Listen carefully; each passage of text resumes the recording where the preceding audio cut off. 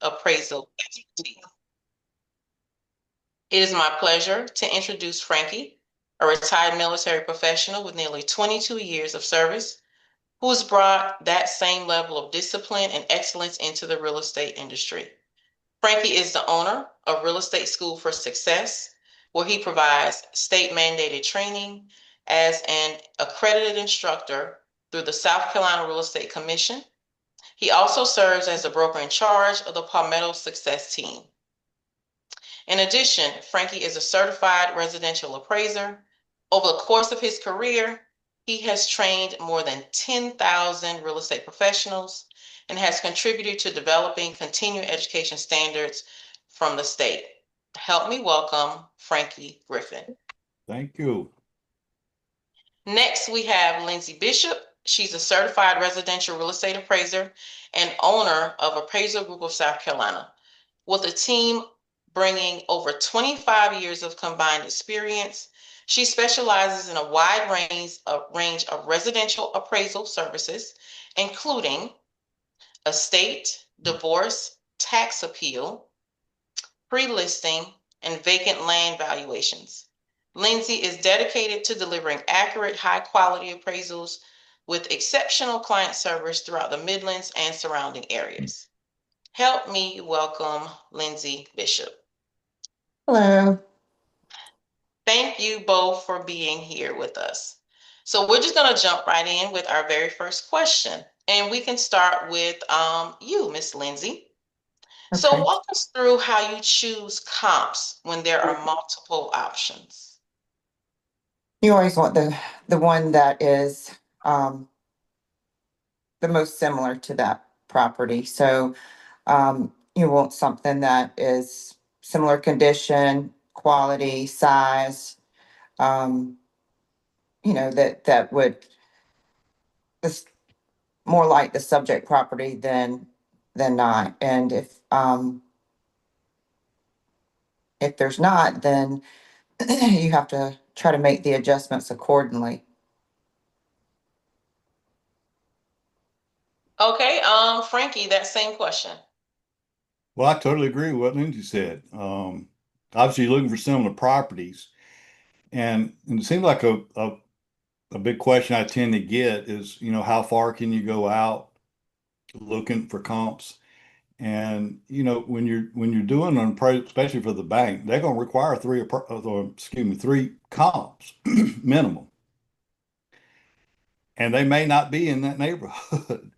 So you have to go out. You have to go out as far as you have to go. We identify what we call a neighborhood, which is not the same thing typically real estate agents are thinking about. We say a neighborhood.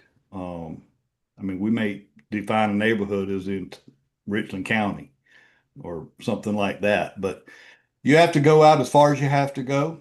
Find the best comps you can find, obviously the similar properties, and then make adjustments as needed. And one question, how would either of you determine how far back, the length of time? So you may have properties that were sold last year. You may have properties that were sold 6 months ago, 90 days ago. How do you determine how far back you go? Or is that something that you do? You asking me? Yes, we can start with you first. Well, a lot of times, you'll have instructions a lot of times from the lender what they would like. For example, they may say we want a certain number of comps within 6 months, within the last 6 months. And obviously, if it's there, then not a problem. But sometimes they're not there, depending on the market, depending on where this property is located. I may have to go out further than that. Obviously, I'm going to try to keep it as close as we can. But I've kind of followed a rule we call distant, or gosh, my mind just went totally blank. Anyway, my mind went totally blank, and it was brilliant, whatever it was I thought. But you have to do, sometimes you may have to be able to write in the report justifying why you had to go a year instead of 6 months, or had to go out a mile instead of a half mile, or whatever the case may be. You just have to justify it. And you just have to do the best you can, but you got to get the comps. Okay. All right. Lindsay, do you want to answer that same question? Yeah, How- I totally agree. And also if I've gone back as a fourth or fifth comp, even over 12 months, if it's an unusual property. And I do get some that are unusual, especially with custom homes on acreage. I did one last week that was on 23 acres. So a couple of my comps were older than 12 months, but that was not my three first comps. And then I just explain everything in that situation because, we can't make up comps, unfortunately. We can't make sales. Sometimes they're just not there. So we have to go further and extend the time out. But you typically, if it's there, it's in a neighborhood where you have sales that are within 90 days and 6 months and they're comparable, then I try to use those before using anything older. Okay. All right, Kenny, Awesome. you're up. Yeah. All right. So I have a question, but I'm gonna ask a second part to it in just a second. But Frankie, for you, we'll start with you. What adjustments do you almost always make that agents seem to underestimate? Condition. Hmm. That seems to be the biggie. I mean, you can have two nearly identical properties and have a significant difference in value just simply from condition. Um, I get it all the time. Well, that house right next door just sold 2 weeks ago for this amount. Why isn't this house worth that? Yeah, because your house is a piece of junk. I don't tell them that, but uh, they don't have the renovations or the updates maybe that the house next door had. Okay. I was going to ask if renovations played a major key, and we do have a Q&A I'll elaborate on a little bit later that did come from the audience, but it's more specific in detail. But Well, Lindsay, let me same. say too, since and I think you were getting close to this, but Mhm, one thing that we also have to consider mhm. is something called the effective age of the property. Even though the house might be 25 years old, because of the updates and renovations, the effective age might be 7. Um, so when we're looking at comps, we're looking more at effective age more so than the actual age of the properties, if that makes sense.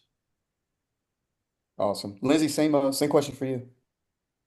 I totally agree. I think condition is part of a lot of what we run into. Or you have a house in a neighborhood that's sold, that's a 1 story, it's much smaller, and the agent and the subject property can be a 2 story and much larger. And they're basing it off of the price per square foot of the smaller house, and that's where we come in and we're like, okay, well, that's not the same size house. It's not gonna sell for the same price per square foot. So I run into that a good bit. Um, that's probably the condition and the difference in size when they're basing their listing price for properties. Um, Okay.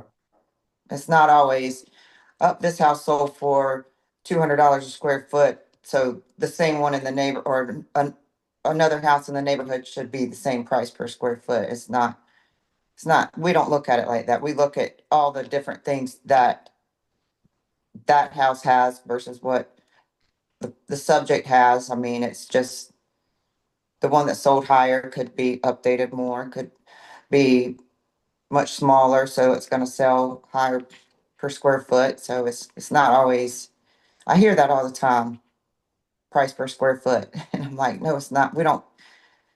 That's not how we pull comps. With that in mind, my follow-up question was a little kind of tied into that. I think you guys kind of answered it with it being so condition based. But the follow-up was going to be basically in today's market, what is it that you're seeing the agents are consistently missing then when it comes to the pricing of these homes? Would it still be the constant of condition or just some other factors? Lindsay, I'll start with you. What is it that it seems to be as far as a missing element then There's when a it comes lot. to, okay. Mhm. Um, I wish it would become a law where there has to be a sketch done for every house. I've run into it where the agents are just picking the county information, and I've seen where it can go good or it can go bad. I've seen, I did a house recently that they went off the county and it didn't have the bonus room included in it, so it ended up being about 250 square feet larger. But that seller doesn't know that. I can't tell I don't tell the seller that, so it appraised much higher. And then there's times where it's the same thing, but opposite, where it ends up being much smaller than what the county has and it doesn't appraise. So that's always an issue, that we run into, that, and then the breaking out of the basements. Um, because with the appraisal form, it's broken out separately. So we always have a hard time trying to figure that out when something sells. Um, Trying to think what else. I guess that's the main thing is the size. Um, Yeah. Yeah. So, I have a question. So, when we list our homes, and I'm sure some of our members run into this, our sellers always ask us before we actually list the property, what kind of upgrades do I need to do in order to get the most value? If I redo my kitchen, is that gonna get me 100% of my money that I put into my kitchen? Or if I redo my bathroom, am I gonna be able to get the $40,000 that I spent on remodeling my bathroom? So what would you actually say adds value versus does not add value? And what kind of advice would you suggest that we give our sellers when we are advising them on different things that they should do in order to get the most money for their home? And I'll start with you, Lindsay. I think it depends on the neighborhood and what it's expected in that neighborhood. You can have a neighborhood where the price range is 300,000. You don't want to go in and rip a 10-year-old kitchen out and spend 40,000 because you're typically not going to get that back out. Um, you can be in a neighborhood where there's older houses like downtown in Shandon or something like that, and the kitchens are original. Well, it probably does need, and they would typically, you do see the return on those, and higher usually. So it just all depends on the location and the type of house. Um, I guess my suggestion would be look at comps and see what they've done.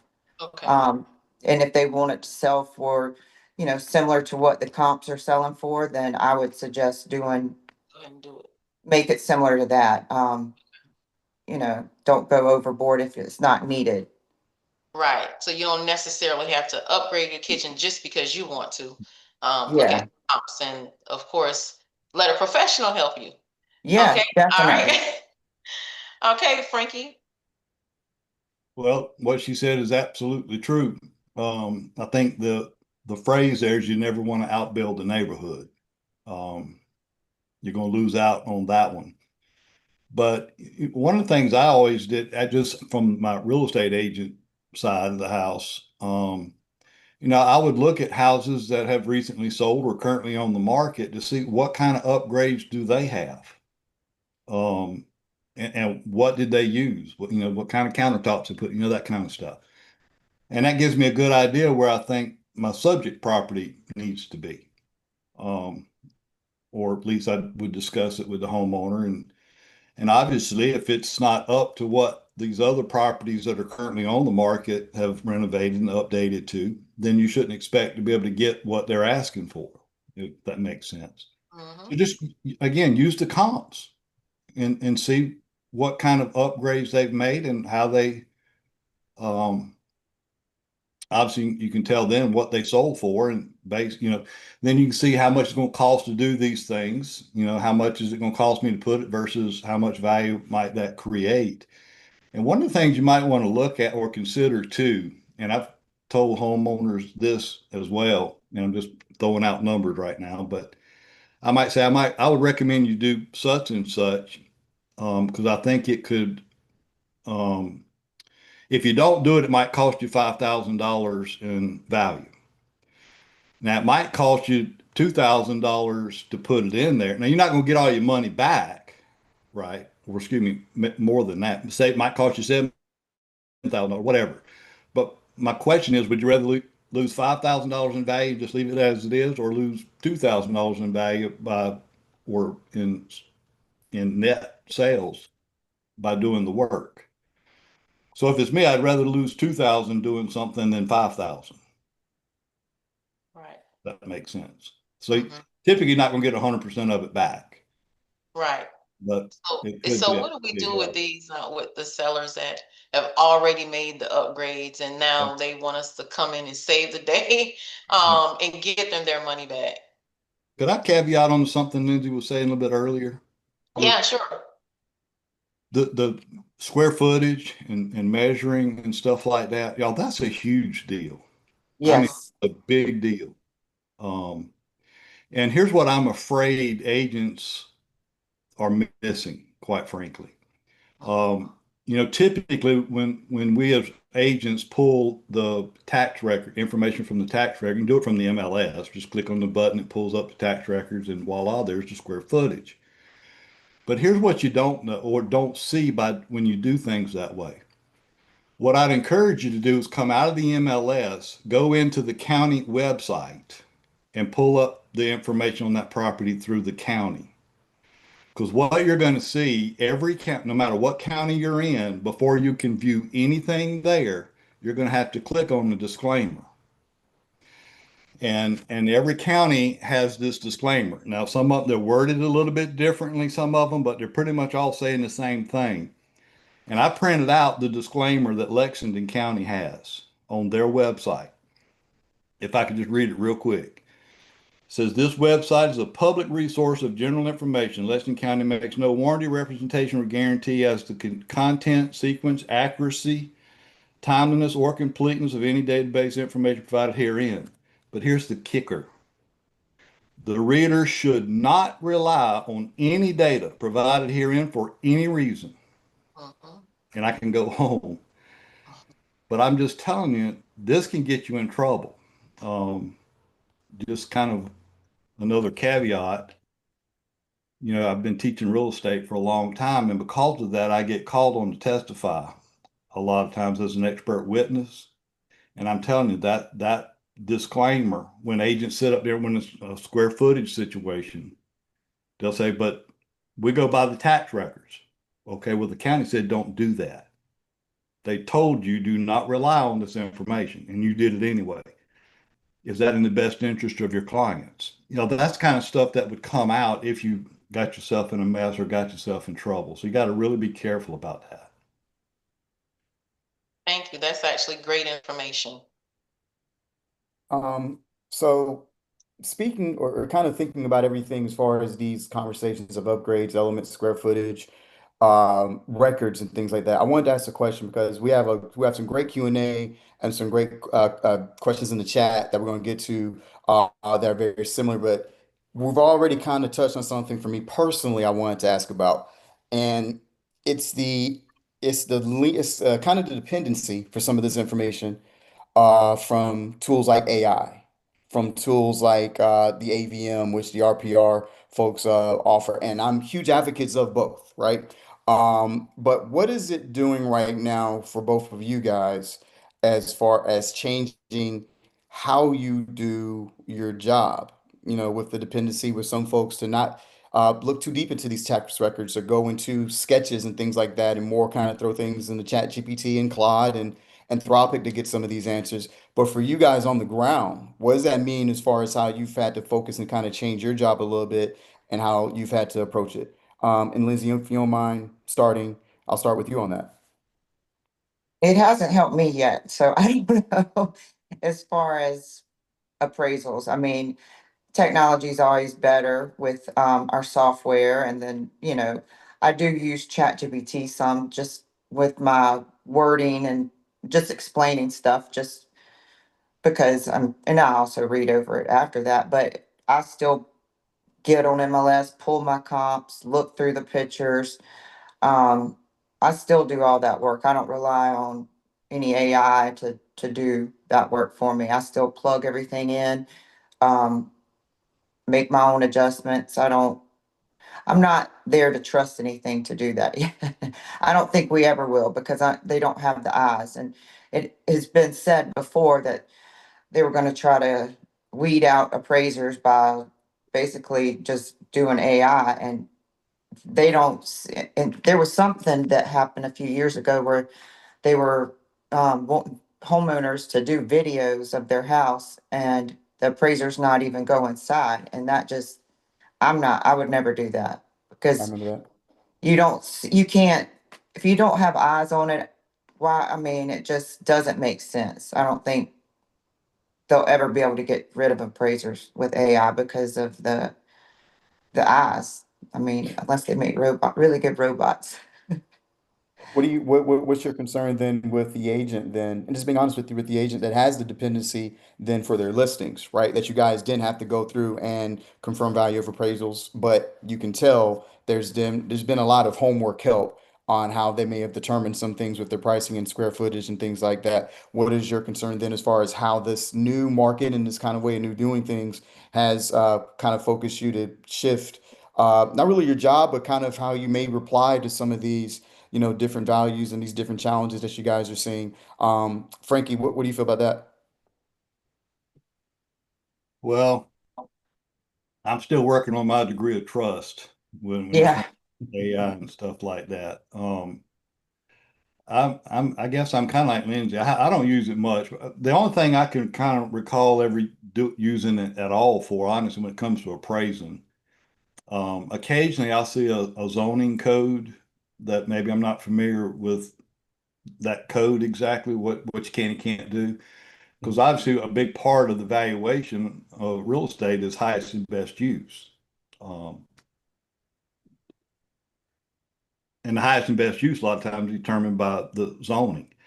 Mhm. Um, and a couple of times I have gone into chat, um, basically asking, in Richland County, South Carolina, zoning code, whatever it was, what does that mean? And sometimes that's pretty helpful, I guess. But other than that, I can't think of anything else AI related that I use for appraisal. That's great news for us to hear. And like I said, again, kind of heeds a warning to us as a general realtor public to make sure that we're kind of leaning on you guys as the experts on that, versus just leaning on those tools for the easy determination of values and things like that. So Ken, if I could add one other thing, and I know AI, and I do the same thing, not for appraisal purposes, but a lot of times we use AI to word thing, reword stuff, make it so we sound real professional and a lot better. And I get it. I do the same thing. Um, but what I would caution agents of, or I say caution, a suggestion. In your remarks section of the MLS, I would ask that you spend a lot less time telling me where might be a good spot on this porch to drink my coffee and whatnot. I would spend more time talking about what kind of upgrades have taken place with this house.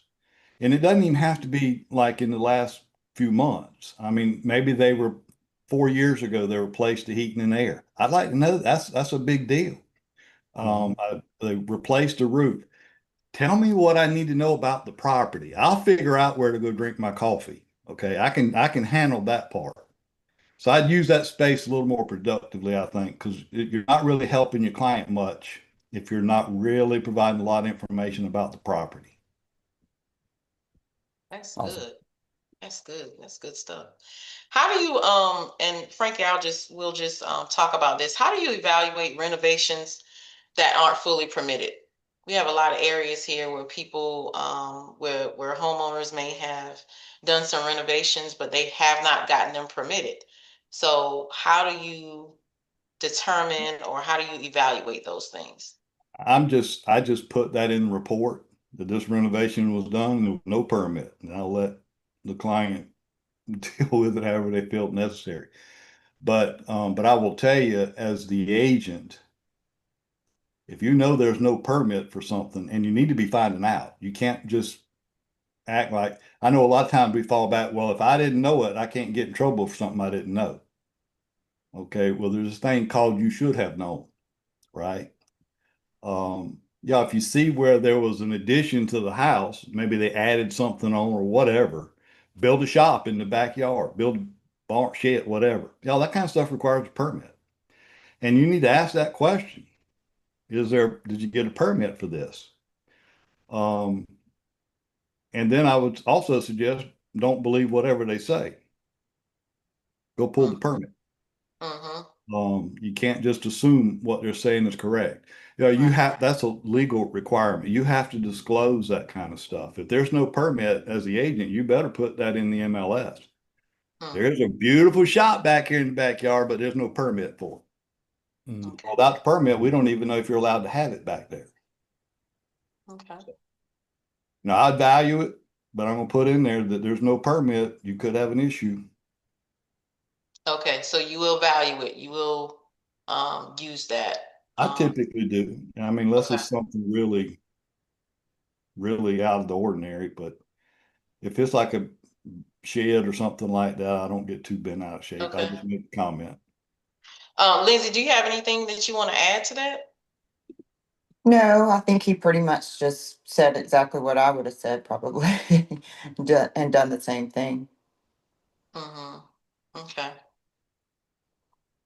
Let me see. We have some questions in the chat. Kenny, you want to start with the chat? It's right Yeah, around. I'll summarize. I'll summarize. We've had a few people ask this in general between attics and basements when it comes to what you guys are doing as far as determining value or adding value with that. I guess in general, the general question is from these folks, how do you guys approach those as far as square footage between attics, basements, value? Because we've had about 4 or 5 agents ask that, and that's a pretty good question. And either one of you guys can start. When you say attic, what are you talking about? Are they living in I mean, is that living space or is it just They're storage? generally just asking in general, I guess what that means as far as adding square footage and how it adds to value, whether, heights, finishing, unfinished attics, things like that. And I also I'd say the same thing with basements as well. Just in general, if there's anything different, I guess as they're trying to prep their clients, what that would look like as far as, the preparation for the appraisal and the value. Well, if it's me, if it's just an attic, then Mhm. usually don't there's not a whole lot to consider there. But if it's a large enough to finish it and actually make a room or something where they can live in it, then it has to meet what we call ANSI standard. Um, the American National Standards Institute. Mhm. And does it qualify for heated living area? And there's a difference between heated living area and square footage. And I will also tell you, and I assume Lindsay you've probably seen this too. Yeah, you got to separate that, or you need to, because you're not going to help you. Same thing where you talked about a basement. Well, typically a basement is considered below grade. That's not part of your heated living area. Obviously, it has value, but it has to be valued separately than what ANSI describes as heated living area. Um, so you have to separate, that should be two different amounts of square footage. And it needs to state that in the MLS. Otherwise, junk in, junk out. So we might be using that as a comp and I don't know. I know there's a basement, but I have no idea how much basement there is. Um, it can cause a problem for sure. Awesome. Lindsay, anything to add to that? Yeah, I think he's definitely right. We spend more time trying to figure out break out the basement, or when I'm looking through photos and I see that, there was an attic that was finished, but the ceilings look really low and it's not to the same standard and quality as the other part of the house, then that doesn't need to be in there. We would put that on a separate line item, because it's not the same. Um, Basement, the same thing. I mean, we're having to sit over here and guess what it is, and it's gonna end up, I think it causes problems for other comps in the neighborhood, or area, because if we're sitting here using these as comps, we don't know exactly what the square footage is, then we're doing an appraisal for a refi, and then we could be way off, and it's a huge problem for us, I know, for sure. We call the agent and say, hey, do you know how much of that was basement? Well, no, I didn't measure it. But, there's houses that have basements that are built to the same quality, but then there's some that are 7 feet and they're not even anywhere close to it. Then it just, it needs to be broken out for sure. Um, and then I guess one of my things too is please upload the property disclosure on Mm-hmm. on those, because we look at those, I look at those when I'm using a comp and I go, oh, why did this one sell much higher or this one sell much lower? Oh, wait a minute, the roof was just replaced, the HVAC units was just replaced. So it helps us with determining adjustments to make between, for the property we're appraising. Well, this comp over here sold really low. Let me dig and see why. And then we're able to make an adjustment and put in the addendum. Cell three was used as it's similar, but an adjustment was made because it didn't have a recent roof or HVAC unit.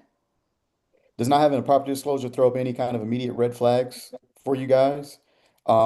Just, kind of preparing for that appraisal, or is it just, you're going to run through it anyway? But is there any difference in thinking, I guess, with a property disclosure not being disclosed? I know as an agent, I know how I'm going to feel about there not being a PD there. But what about, for you guys, does it throw up any red flags, in general? Lazy. That's mean, but lazy. Like, why is it in, like, come on, like, what, that's the same thing when I pull a comp and it's like for comp use only or for comparables only, and no photo, especially downtown. I run into it all the time. I'm like, how can I use this as a comp when I don't even know what it looks like and there's no information on it? Um, it could potentially be the best comp, but I have no clue what it is. So just put all the information in there, make sure everything's accurate, make sure the site size, all that stuff. Like, because once we get in to verify it, then we go, wait a minute, now we can't use this comp because their site size is not right and it's completely off. This included 2 lots or whatever. It's just, my biggest gripe is that the information on MLS, we just would wish it would be accurate. Oh, that's amazing. Let's see. Someone asked a question. Does any of you have a special place or where you go to get permits? Someone asked that in the Q&A. Frankie? Building department, your local municipality will have a building department. You can go, and we're kind of fortunate. We can pull that information from our software, but it's not hard to get. I've never had an issue getting a copy of it. Mm-hmm. Someone also asked a question about new construction. They talked to their client about listing their property, and they're having difficulty getting their seller to understand that they can't compare their home to new construction, even though it's in the same neighborhood. So how much should they adjust the new comp sale to match the older, well-maintained home? Who you asking? Me? Yes, yes. Um, well, again, you're gonna pull the best comps available. I would prefer not to have new construction. Now, sometimes we don't understand, what's new. If it's been lived in, then it's not new. Um, Now, condition wise, it might be still really not, in fact, maybe almost new.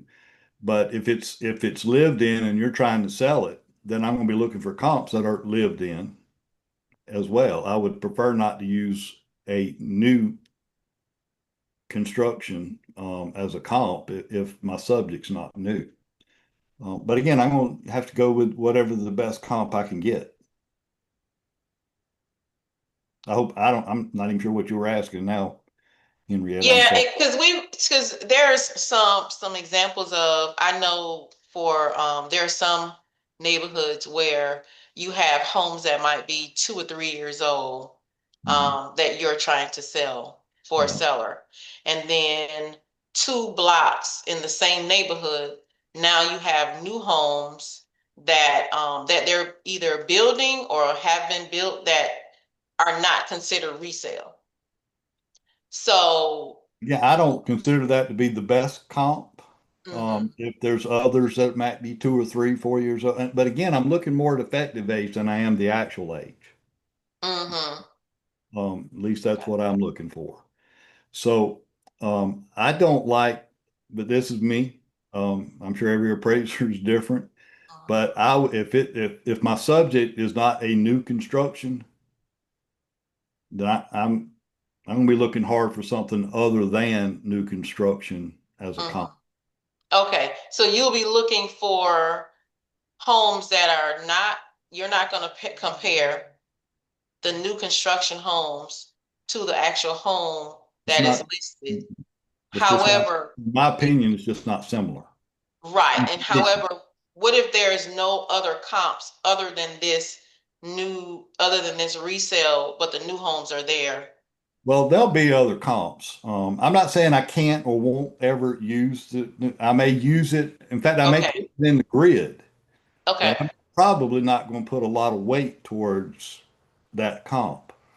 Um, okay, and I will tell just because you're in ABC subdivision does not mean I'm not going outside ABC. In fact, I'm telling you, I will be looking outside. okay. Um, in fact, in fact, Lindsay, I assume they came up with this new valuation bias course now appraisers have to take. Have you taken that yet, Lindsay? No, Uh, um, Basically, we're not allowed, based on the new requirements and some of the new laws and USPAP is addressing it. Yeah, we cannot stay in the subdivision. We have to go outside yeah, and look. yeah, Otherwise, it could be considered valuation bias. yeah. Um, so I'm not just going to be looking there. I'll be looking other. So I'll find comps more than likely. Push come to shove, I may use it, and like I said, I may very well put it in the grid. Just really something to look at, but I'm just not putting a lot of weight behind it. Lindsay, you want to add anything to that? I agree, definitely. There's several neighborhoods that I do work in that they're a few years old.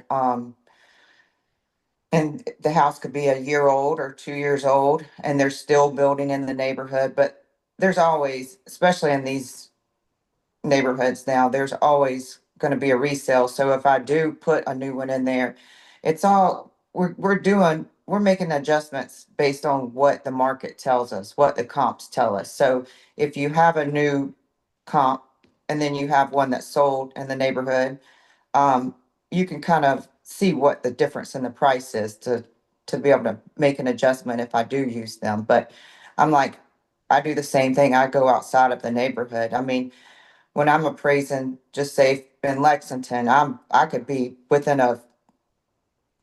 if it's in a neighborhood, I could go around 5 miles or more if I want to. But I mean, typically I don't have to in Lexington, but the closest isn't always the best. So how far out would you say you might go out, 5 miles? It just depends on the property. Okay. I'm thinking like, just say, for example, if you're out like near Lexington High School where they're putting all the new subdivisions, Mhm. I would go, several miles just within that area. If there's no comps in the neighborhood or if there's, not a resale in the neighborhood, but I always stay in a similar neighborhood, like the similar builder, similar size, quality, all that. So you don't have to stay in the neighborhood. We don't.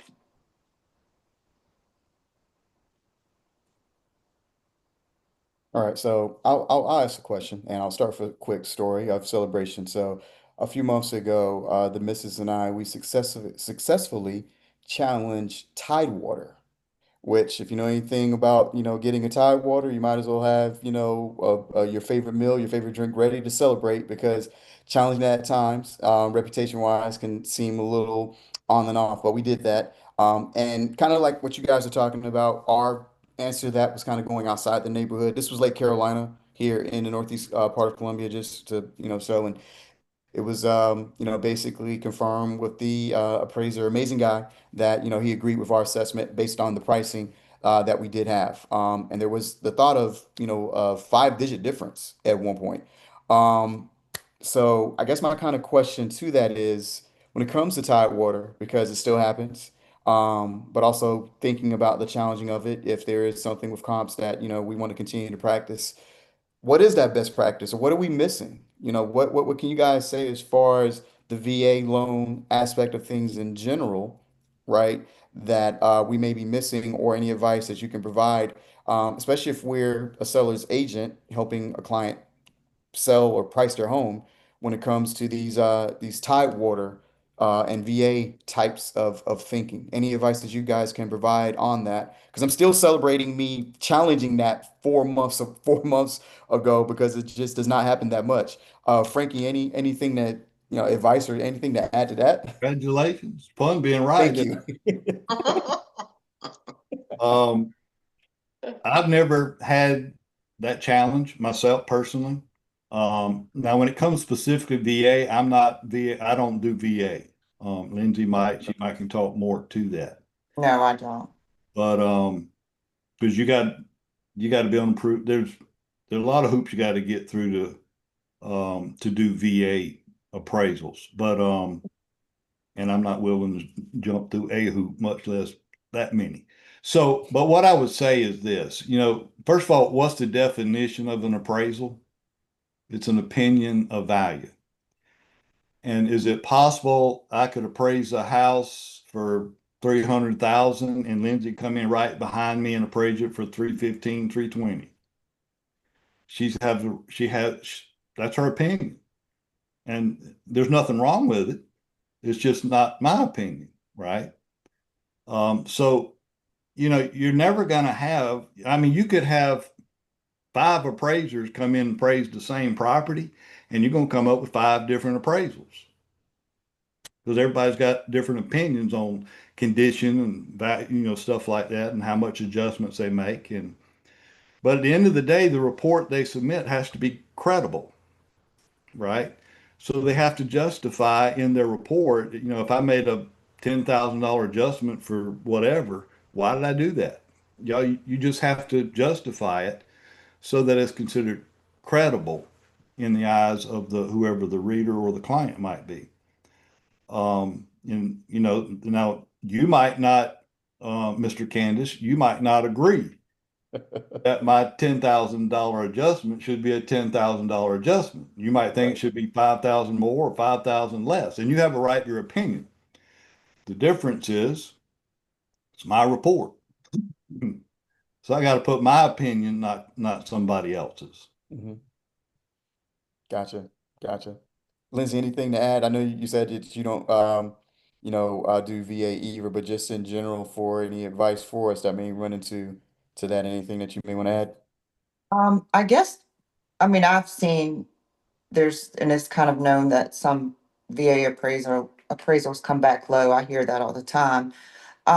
So if you did provide comps, just try to find a way. So if your house has something special or, you know, that you're saying, okay, well, they just spent this 50,000 doing this. Well, just find a comp similar that, because I know what the appraiser's gonna say, well, I can't just put a $50,000 adjustment on it because that's what they paid to do it. We have to be able to support it. We can't just, it's not like we have a calculator, we're just going and plugging numbers in.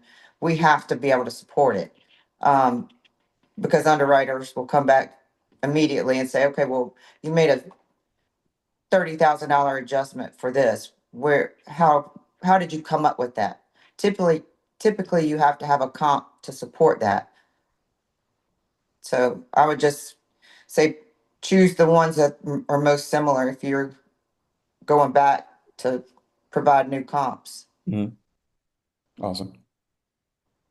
There is a question in the chat based on Frankie's previous explanation. How does the appraisers verify or determine the square footage, and what methods do you use? I measure it, and it's based on ANSI standard, which is what appraisers have to use. I could go through what all that standard, that could be a little bit of a drawn out process. So I won't get into that, but you can Google it. I mean, you can pull up, maybe Chat GPT can help you with that, Kenny. I'll pass. But there are certain standards that have to be met, and if all these standards are not met, even though it might be nice, creates a lot of value, it can't be counted as heated living area in a lot of cases. So I encourage you to look at that. Someone asked in the chat, going back to the Tidewater, is there a timeline for you to get the responses back following them being notified? I think it's 2 hours. Is it, is I it 2 I hours? don't know. I don't know. No, I believe so. Like I said, I that's kind of my wheelhouse as far as what I've done. And it's usually around, I want to say, 3 business days or 2 business days or something like that. After, you've submitted, any kind of replies to that. That's typically what I get back from the group of appraisers I've been, kind of blessed to work with on the VA side. So, Mm-hmm. I'll ask you this. This was a very good question, I thought. And it's kind of unique. One person kind of asked in regards to, I guess, how pricing may be affected based on agent compensations and things like that. I guess the question was, in this scenario, the price was dropped dramatically because it was a $50,000 drop, but the agent then decided to go ahead and pay, I guess buyers a compensation on it. Does that change anything as far as you guys' approach, as far as what ends up being the sales price of a house that may be affecting outside factors like compensations and things like that? That's a very unique question. I've never thought about that, but do you guys kind of play into anything as far as what value could be as far as the sales price versus what it ends up being based on a factor like compensation? Have you ever And run into like a any situation like other adjustment that you'd make, if it's typical for the market, whatever that is, then no, it doesn't affect anything. But if I see that? something that's not typical, then we may have to look at making an adjustment in some way. I guess. And Lindsay, you may have. Yeah, I have that comment in my appraisal about sales concessions that no adjustments were made as it's typical, unless it's not typical. Unless there's a comment in MLS where an agent saying, the seller paid $30,000 for this or whatever. I mean, anything like that, just if they put that in there, then we look and see if it's not typical, then I either won't use the comp or either I'll make an adjustment for it. Sometimes, Kenny, you might see, again, I'm making up numbers, Mhm. but say you got a $300,000 home sold, and for some reason the seller has agreed to pay $50,000 in closing costs for the buyer. Mhm. Something's not right there. Right, That's right. not typical. Yeah. So then, yeah, we'd have to kind of look into that a little bit more. In fact, I can give you a good example of if you got the time and want to Yeah. hear. Yeah, absolutely. Um, and this has been a few years ago, probably now, but it was over in Lexington County, and it was a nice house on some acreage, probably 10 or 15 acres, whatever. But there was a comment in the contract where they had put in that seller agreed to convey riding lawnmower as part of the deal. Mhm. So, okay. Well, when I got there to do the appraisal, because that comment was there, I asked the seller, I said, can I take a look at your lawnmower that you're planning on leaving? Because Mhm. personal property is not, you can't finance personal property in a mortgage. That's a no-no. And when he took me to go look at it, he had a little barn back there. Yeah, that wasn't exactly a lawnmower. That was a John Deere tractor. with a bush hog. And Oh, wow. now I don't appraise personal property, but I did get the information off that tractor, called the John Deere dealership and to find out roughly what would be the value of something like this. And it was like mid 26, $27,000 for that. And as it turns out, it was about about that same dollar amount overpriced. So obviously they were trying to throw in a John Deere tractor and finance it through this mortgage. That's fraud. Mm-hmm. And I will just tell you, if you're the agent involved, obviously that's very misleading. Put a lawnmower, and good and well is a tractor. You got to be very careful what you. And I know it's probably the buyer, the client, insisted on their agent putting that verbiage in the contract. Yeah, you should know that's wrong. You do something illegal, it could hurt you. So a little off track, but just to Yeah, you that's just great. see something weird, like then you got to kind of look into it. Yeah. Yeah. From the two of you, and we'll start with Lindsay, any final closing thoughts that you'd like to share? Just, I guess I would ask, I think it would be better for anybody in real estate as far as, just having as much information on the MLS sheets as possible. Um, Even for you guys, when y'all are trying to pull comps for your subject property, just the more information that's there, it'll help everyone. Um, a sketch would help everyone. I mean, I just feel like we're missing a lot of information that should be there. And then just making sure that it's accurate. I've done a land appraisal recently, and I was pulling land comps, and I had the land comp in there, pulled it, did all the work. I started pulling the deed, and it was actually two comps, but that wasn't, I mean, two lots. And it wasn't changed on MLS. It still showed it was just one lot. So if I wouldn't have looked into that, then I would have overvalued my lot.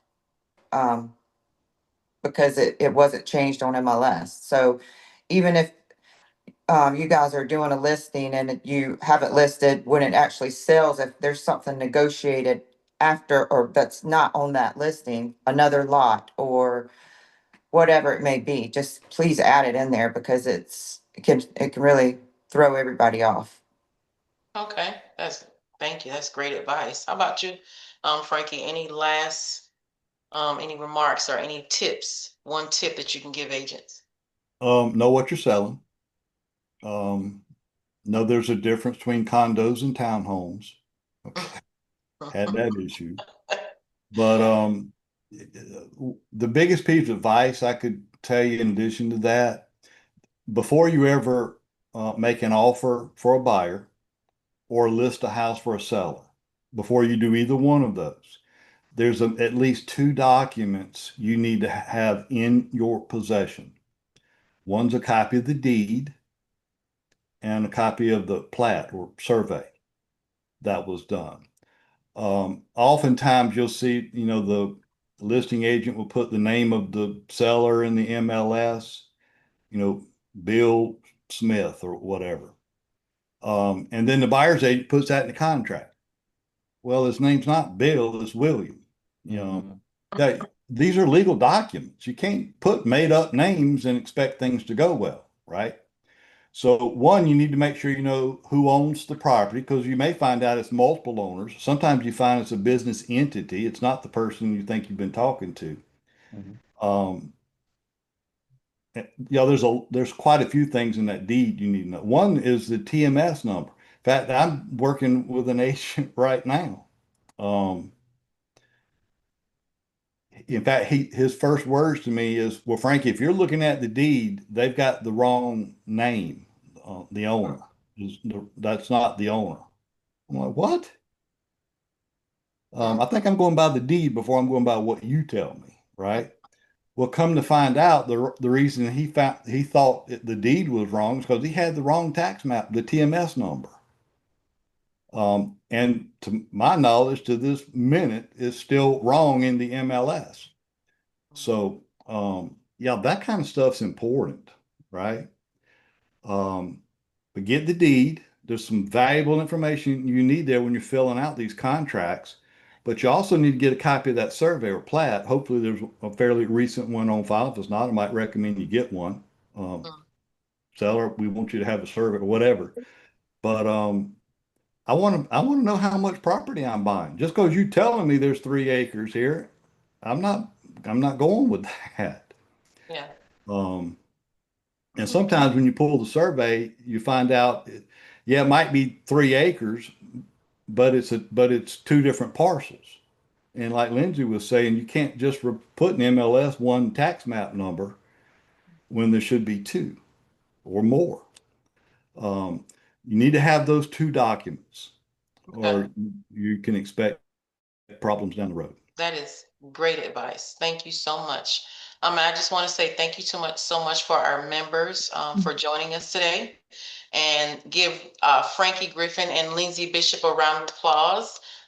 Thank you so much for joining us today. We really appreciate you coming and sharing your appraisal expertise.